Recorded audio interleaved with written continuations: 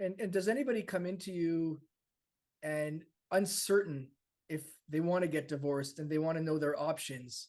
Does that happen?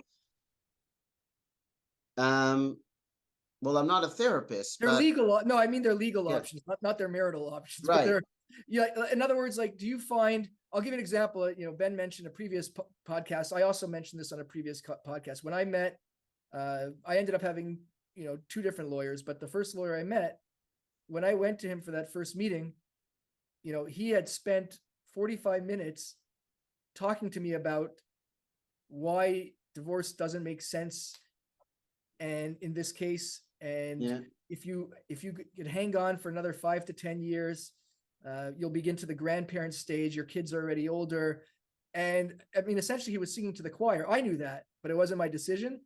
So I'm just curious: do you ever find, you're not a social worker? I get it, but I found it, not that I had gone to this lawyer for that, but I found it refreshing that here was a lawyer who actually does this work, but he's not interested in just pushing me into something that he felt should be avoided if it can at all costs.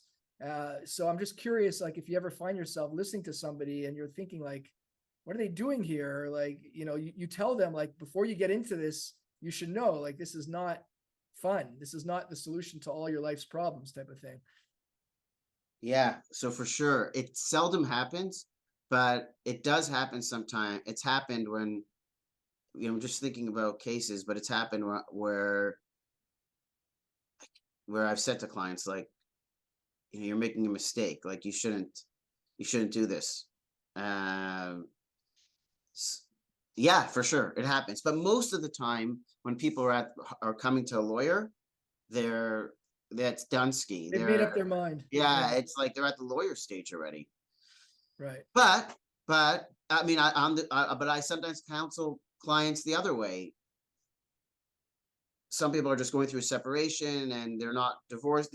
They haven't made up their mind. And I've said, look, I ain't a social worker or a rabbi or a priest, but, like, you're going to stick around with this person. Like, it doesn't make any, I mean, it doesn't make sense. Like, because a lot of times people feel that they have to because they have children or societal pressure, but it's like, I mean, there's verbal or physical abuse or, drugs or cheating. It's like, it just, sometimes the circumstance, you need a lawyer to be objective and be like, 1 second, this isn't, to me, it doesn't make sense. But again, go speak to your rabbi or priest.